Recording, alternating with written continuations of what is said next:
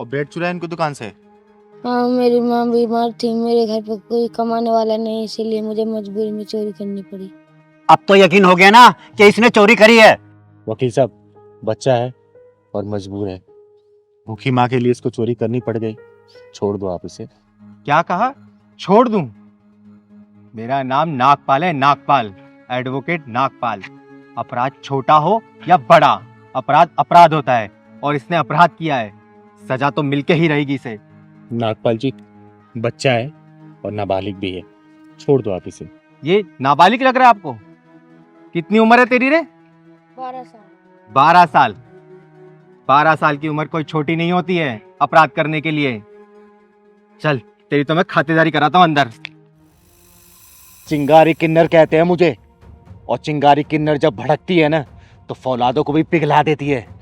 मैं बताती हूँ आपको कानूनबाजी, ट्रेन में, बस में, प्लेन में, सब में 12 साल के बच्चे का पूरा टिकट लगता है ना? बोलिए वकील साहब, लगता है ना? जब बालिग है तो पूरी टिकट लगेगी ही। वकील साहब, एक बात बताएंगे आप? आपको 12 साल का बच्चा बालिग दिख रहा है, और वहीं जब 17 साल 10 महीने का बच्चा जब रेप करता है, कानून उसको किस चश्मे से देखता है कि उसको नाबालिग घोषित कर देता है? एक आम इंसान जब जेल में जाता है तो सरकारी नौकरी के लिए एलिजिबल नहीं होता, वहीं पे जब हत्यारा जब जेल में जाता है तो वहीं से चुनाव लड़के चुनाव जीत जाता है। रिटायरमेंट का प्लान सिर्फ आम नागरिक के लिए है क्या? और वही नेता अपनी मरते दम तक राजनीति में घुसा रहता है। बताइए बताइए वकील साहब, चुप क्यों हैं आप? है कोई जवाब आपके पास? दीजिए जवाब। धत तेरी कानून की। थू। चिंगारी जी, मुझे अपनी गलती का एहसास हो गया है। आपने मेरी आंखें खोल दी। मैं बहुत बड़ी गलती करने जा रहा था। बेटा, ये ले 500 रुपये, और कुछ खा लेना, और अपनी माँ के लिए भी कुछ लेके जाना। और हाँ, अब से चोरी नहीं करना, पढ़ाई करनी है तुम्हें, ठीक है? ले बेटा, ये भी ले ले। एक बात और कहनी थी वकील साहब, ये हमारा दुर्भाग्य है, जब कोई आम इंसान जेल जाता है तो वो सरकारी नौकरी नहीं पा पाता, लेकिन वही एक मर्डरर अगर जेल चला जाए तो वहीं से चुनाव लड़के जीत जाता है। कैसा कानून है वकील साहब ये? आम नागरिक के लिए 60 साल के बाद रिटायरमेंट है, लेकिन वही मंत्री अपने मरते दम तक राजनीति में रहता है, पैसा छापता है और देश पे अपना राज करता है। हट ऐसे कानून की। जा बेटा, जा तू जा।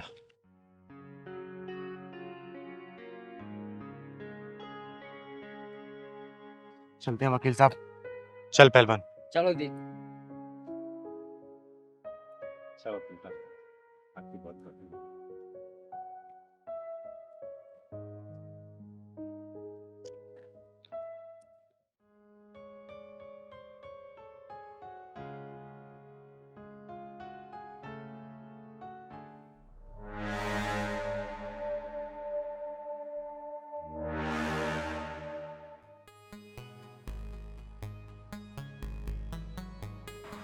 सांसों की जरूरत हो जैसे, सांसों की जरूरत हो जैसे, बेखुदी के लिए बस एक सनम चाहिए, आशिकी के लिए, आशिकी के लिए। कहाँ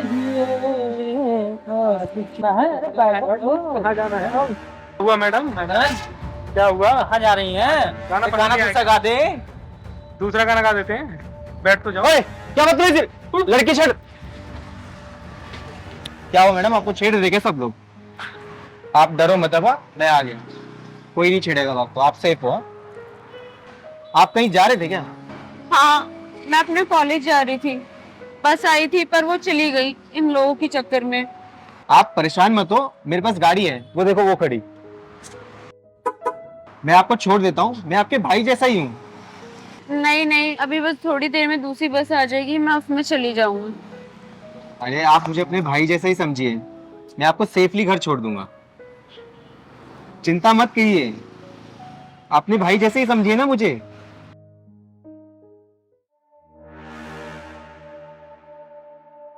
क्या हुआ, क्या सोचने लगी मैडम? अरे मैं छोड़ देता हूँ ना आपको। नहीं नहीं, आप जाइए। अरे आप डरिए मत, मैं आपको छोड़ दूंगा। आप आप जाए अरे चलो जल्दी करो।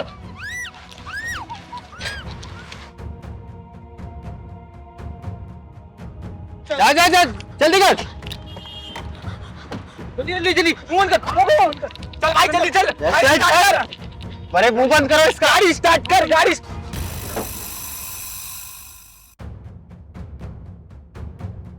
जा जल्दी। कौन है? क्या है? कैसे रोक रही?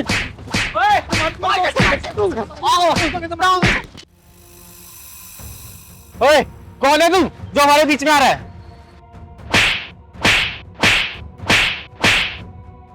साले बहन बोलता है उसको, बहन। चिंगारी किन्नर नाम है मेरा, चिंगारी किन्नर। साले हर रक्षाबंधन भैया दूज पे तुझे चिंगारी की याद आएगी, चिंगारी की।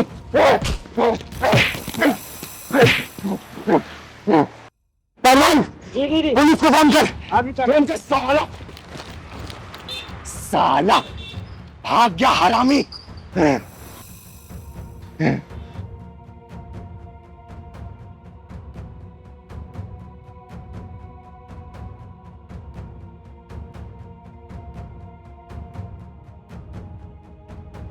चुप हो जा बेटा, चुप हो जा, चुप हो जा। एक बात बताओ, तूने लफंगों के चक्कर में कैसे पड़ गई? वो मैं अपनी बस का इंतजार कर रही थी और वो लड़का मेरे से मीठी मीठी बात करने लग गया। मुझसे कह रहा चलो मैं तुम्हें लिफ्ट दे देता हूँ, तुम मेरी बहन जैसी हो। मैंने मना किया तो उसने अपनी लड़की को दोस्तों को बुला के मेरा मुंह दबा के गाड़ी पे जोर से बिठा लिया उन्होंने। साले भाग गए आज, नहीं तो चारों को जमीन में गाड़ देती मैं। तो कहाँ रहती है बेटा, कहाँ रहती है? रानी बाग। रानी बाग में। पहलवान ये शर्त हुआ।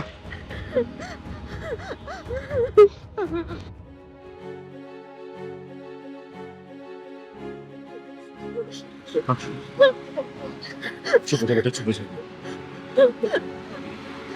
इसको रानी बाग छोड़ देना। बैठ बेटा, बैठ। और तू डरना मत, ठीक है?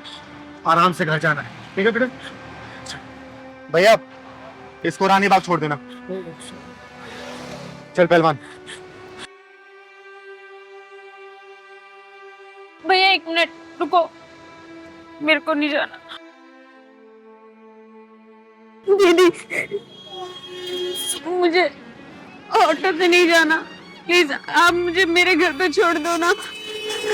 ठीक है बेटा, तू घबरा मत, मैं तुझे घर छोड़ के आऊंगी, ठीक है? घबरा मत। दीदी आज आप ना होती तो न जाने मेरा आज क्या होता। बेटा भगवान पे जिसे भरोसा होता है ना, उससे ऊपर वाला किसी न किसी रूप में बचा ही लेता है। मेरे लिए तो दीदी आप ही भगवान बन के आई हो आज। ये तो मेरा कर्तव्य था बेटा, क्योंकि मैं कभी भी औरतों और बच्चों को मुश्किल में नहीं देख सकती।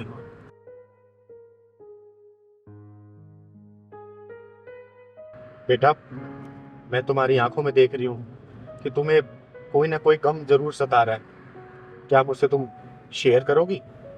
नहीं दीदी आप नहीं समझ पाओगी। अरे कई बार दिल की बात बता देने से ना उसका हल निकल जाता है बेटा।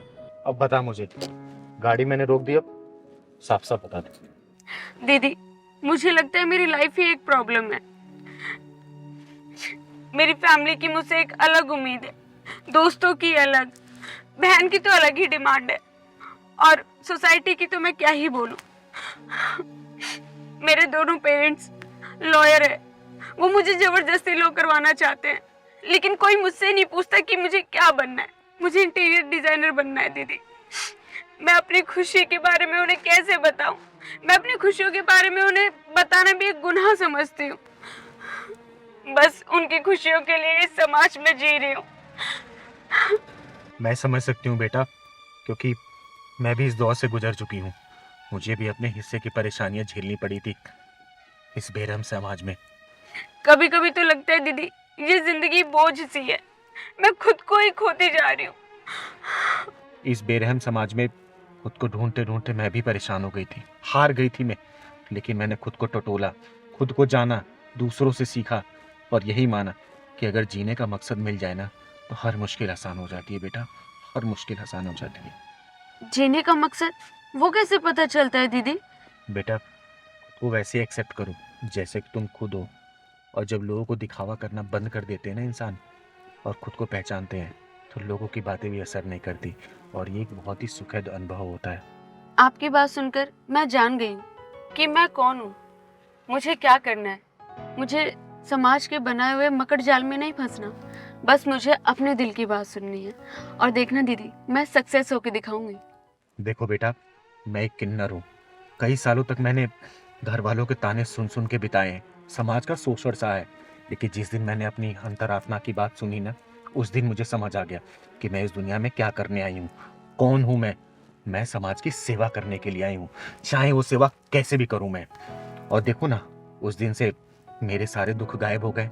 तो बेटा आपसे मैं यही बोलूँगी, अपने दिल की बात सुनो। जिस दिन अपने दिल की बात सुनोगी ना तो देखना एक दिन तुम सबकी आंखों का तारा बन जाओगी, तारा। अब मैं दुनिया की परवाह किए बिना आगे बढ़ूंगी और सक्सेस होके दिखाऊंगी। ये हुई ना बात, तुम खुश तो दुनिया खुश। आया समझ बेटा? आपने मुझे एक नया जीवन दिया है, आपका एहसान मैं कभी भी नहीं भूलूंगी। आपने मुझसे 2 बातें करके मुझे एक गहरे डिप्रेशन से बाहर निकाला है।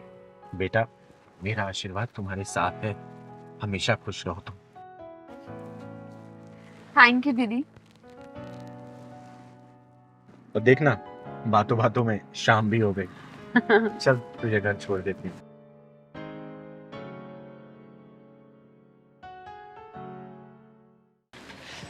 अरे यार मैगी, देखो ना कितना टाइम हो गया, कहाँ रहेगी तुम्हारी टैक्सी?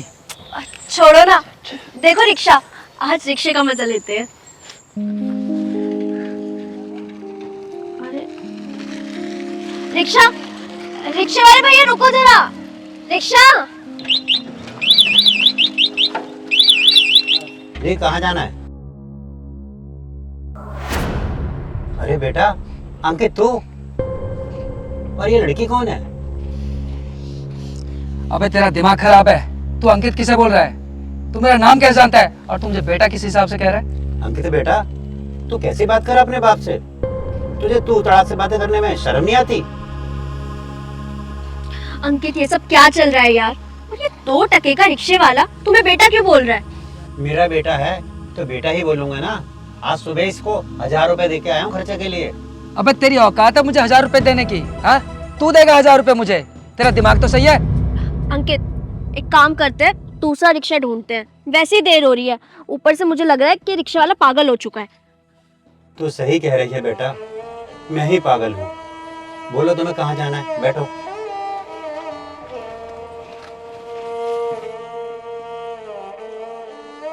मुझे माफ कर देना बेटा, अगर मेरा बेटा होता तो इस तरह बेशर्मी से बातें नहीं करता। तू अंकित हो ही नहीं सकता। पहलवान जी दीदी। जा तो जरा उस रिक्शे वाले को बुला के ला, कहना जरूरी काम है। जा तुम।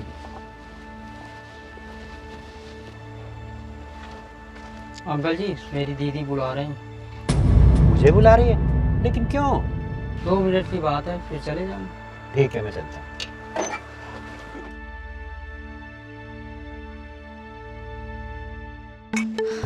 यार अंकित कहाँ फंस गए?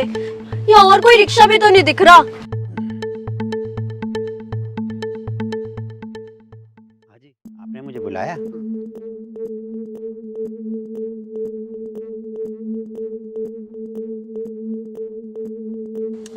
अरे यार 2 मिनट वेट कर लो ना, इतनी भी देर नहीं हो रही है अब।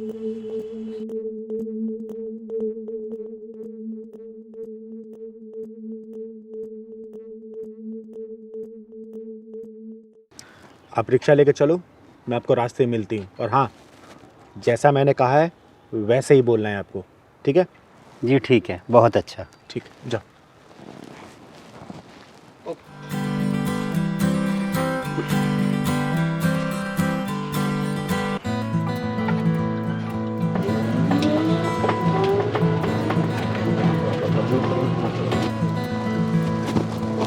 कल से खुद गाड़ी की।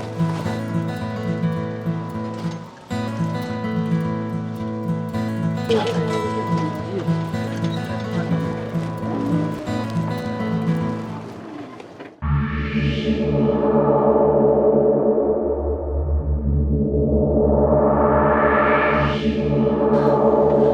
ये क्या मुसीबत आ गई यार। अरे प्रमोद जी, मैं कब से आपको ढूंढ रही हूँ।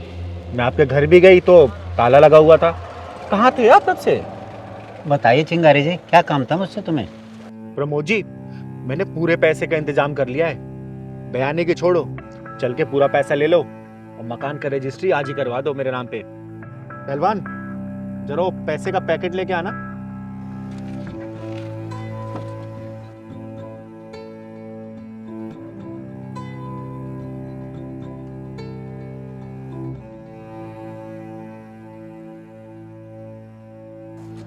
प्रमोद जी, ये पूरे 10 लाख है।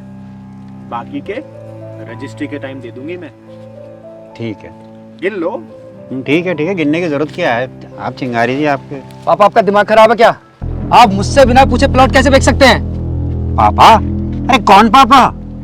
अरे भाई, मेरा फ्लैट है, मैं बेचूं या किसी को दान करूं, तू कौन होता है बोलने वाला?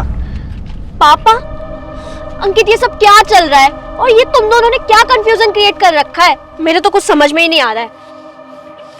पापा आप फ्लैट बिना बताए मुझे कैसे बेच सकते हैं? उस पर मेरा अधिकार भी है। अंकित, क्या तुम सच में इस गरीबदास की औलाद हो? हाँ मैगी, ये मेरे पिताजी हैं। मैंने तुमसे झूठ बोला था कि कहीं तुम मुझे गरीब समझकर ब्रेकअप ना कर लो। साले कुत्ते, कमीने, एक लड़की के लिए तूने अपने बाप को ही पहचानने से इनकार कर दिया। ये तो पक्का हो गया कि ये तेरा ही बाप है। क्या तू इसकी गारंटी दे सकता है कि इस लड़की का तेरे सिवा कहीं और चक्कर नहीं है? बोल, दे सकता है?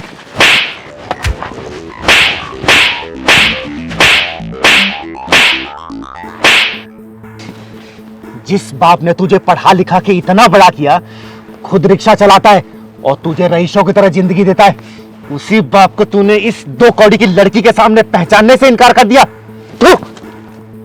थू है तेरी ऐसी औलाद पे।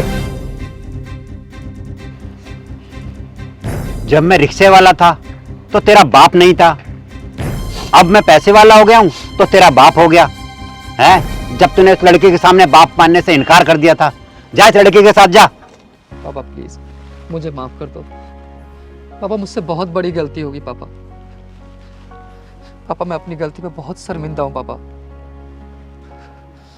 अंकित, तो तुम इस 2 कौड़ी के गरीबदास की औलाद हो और मुझसे क्या कहते थे कि तुम्हारा बाप बहुत बड़ा बिजनेसमैन है। अरे मैंने ना सबसे बड़ी गलती कर दी अपनी लाइफ की, तुम्हें अपना बॉयफ्रेंड बना के। जा रही हूँ मैं, आज से और अभी से मैं ब्रेकअप करती हूँ तुमसे। ओ लपर झंडूस, देख लिया अपनी गर्लफ्रेंड को? जब तक तू बिजनेसमैन का बेटा था तब तक वो तेरे से प्यार कर रही थी। जब उसे सच्चाई का पता चला, कैसे तेरे पिछवाड़े पर लात मार के चली गई। सुन, माँ बाप से बढ़कर कोई नहीं होता, जान ले इस बात को। ऐसी ऐरी गैरी आती है और चली जाती हैं, सिर्फ इसके बलबूते आती हैं बेटा। समझा रही हूँ, समझ जा। पापा, पापा मुझे माफ कर दो ना प्लीज। मुझसे बहुत बड़ी गलती होगी पापा और मैं अपने गलती का प्रायश्चित करना चाहता हूँ पापा। तेरी जैसी औलादे माफी के काबिल नहीं, पिछवाड़े में ढक्कन लगवाने के काबिल होती हैं। दीदी आज तो वही ढक्कन लगा के चली गई। अब तू कर हाय मोहब्बत, हाय मोहब्बत, साला चिरकुट। पापा प्लीज ये पैसे वापस कर दीजिए प्लीज। पापा घर मत बेचिए आप। ओ सुन, तेरे बाप ने ना तो मकान बेचा और ना ही ये पैसा तेरे बाप का है। जब तू वहां खड़े होके अपने बाप की इज्जत की धज्जियां उस लौंडिया के सामने उड़ा रहा था ना। पहलवान जी दीदी। चाय तो बहुत टेस्टी बनाया तूने। दीदी ये कोई नई वसूली लग रही। हाँ पहलवान, सही कह रहा तू। तू मेरा नाम कैसे जानता है और तू मुझे बेटा किस हिसाब से कह रहा है? वो रिक्शे वाला इसको बेटा बेटा बोल रहा है और ये बहुत बदतमीजी से बात कर रहा है उससे। एक काम कर। हाँ ऐसी बात कर अपने बाप से, तुझे तू बात करने में शर्म नहीं आती?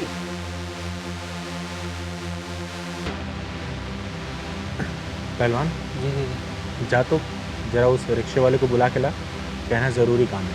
ठीक है। हाँ जी, आपने मुझे बुलाया?